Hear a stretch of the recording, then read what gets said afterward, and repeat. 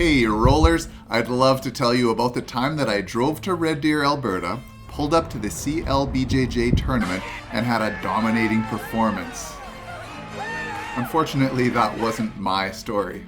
I entered an advanced no-gi absolute division where there were 23 guys, 7-minute rounds, single elimination, and a sweet cash prize. In my first and only match in this division, I met Lucas. I didn't know that he was a legend and that I was about to get destroyed. Based on his posture, his roughed up ear, and his physique, I assumed he was a wrestler. I was ready to sprawl out on a shot, but he shocked me by taking a seat. I was very slowly setting up a top secret and ultra smooth guard pass when he pulled my right leg through. Before I could shuck his foot off my hip, he unbalanced me. He did a great job of holding onto my feet so that I couldn't scramble up again, and this gave him the takedown points. For the next 4 minutes, Lucas fought to get through my guard, and I looked for a chance to get up or to throw on a sneaky sub.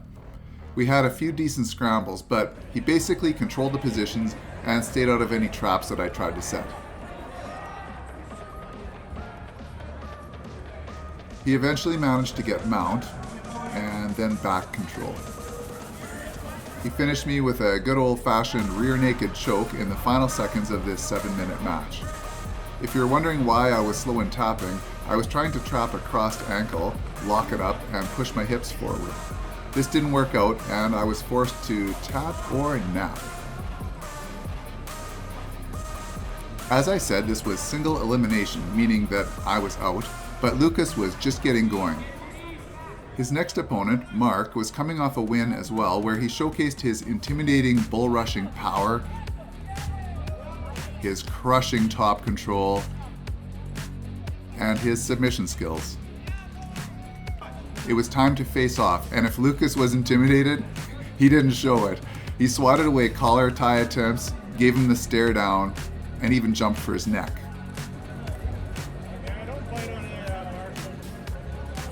The guys spent the next 2 minutes slapping on collar ties, neither one committing to a takedown. At no point did the exchanges become too aggressive, but it was clear that this was going to be a bit more scrappy than most jiu-jitsu matches.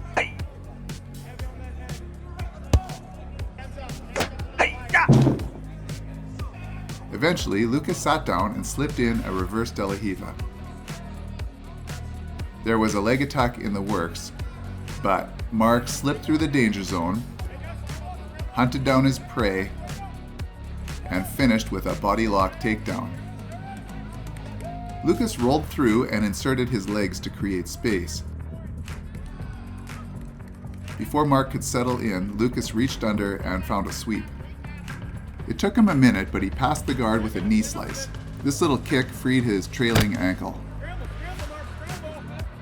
It's a challenge to hold a guy like Mark down, but when he tried to roll up, it led to a nice Darce attempt.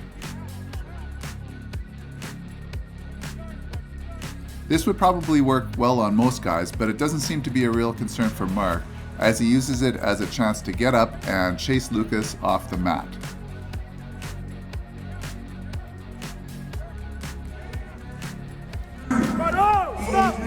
It worked pretty well last time, so Lucas sat down again and put in another reverse De La Riva.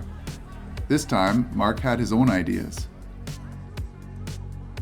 He waited for the right time and then he stepped back to control the leg.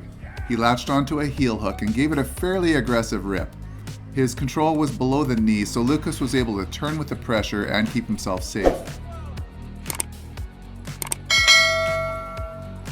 He toyed with the idea of trying his own leg attack, but there was nothing there.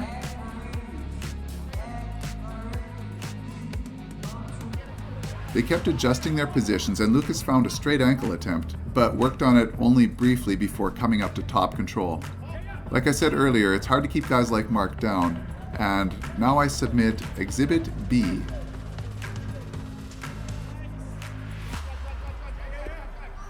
Mark hasn't finished with his footlock ideas, but it cost him position in this scramble.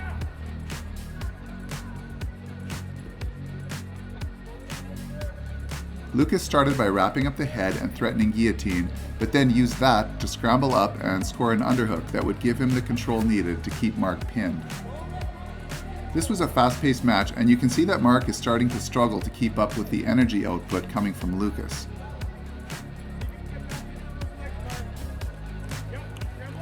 In a quick final scramble, Lucas managed to secure back control and sink in another rear naked choke to end the match.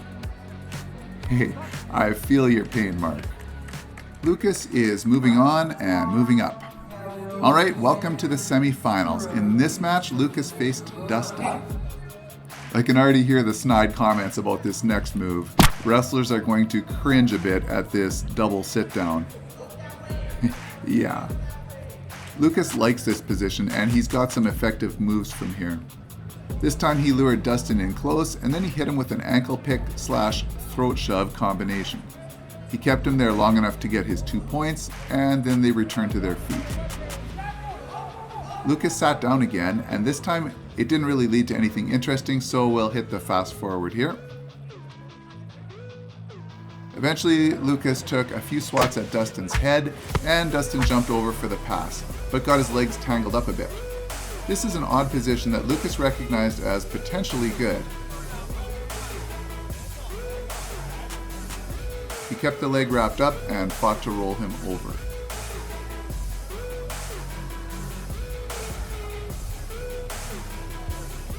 It looked like it wasn't going anywhere, but he found a way to take Dustin's base away, and he started using his legs like he would with a pendulum sweep. This gave him enough momentum to roll to mount.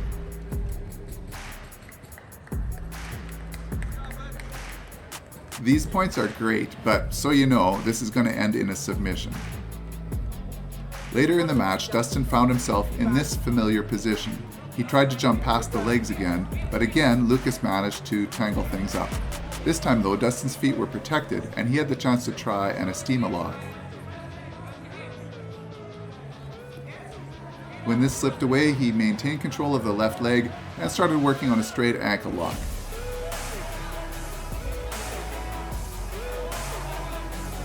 He didn't have enough control over position, so this turned into a big old pile of nothing. Lucas worked his way into top position, and Dustin fought to keep moving and return to standing. You can see the fatigue is starting to become an issue. These guys have both logged more than 20 minutes on the mats already today. For the last time! Lucas sat down, and Dustin tried to figure out how to get past the guard. On this attempt, Lucas got what he wanted in the form of a secure 411 position. He had trouble freeing his left arm, but with some patience he found a way to get the legs crossed up, and then he hit this cloverleaf submission. It was a long road to the final, but 23 minutes of hard rolling and 4 submissions later, he was there. In my next video, I will highlight the man he faced in the final and the very different path that he took to get there. Be sure to subscribe and hit the notification bell so you don't miss the next one. And hey, thanks for watching.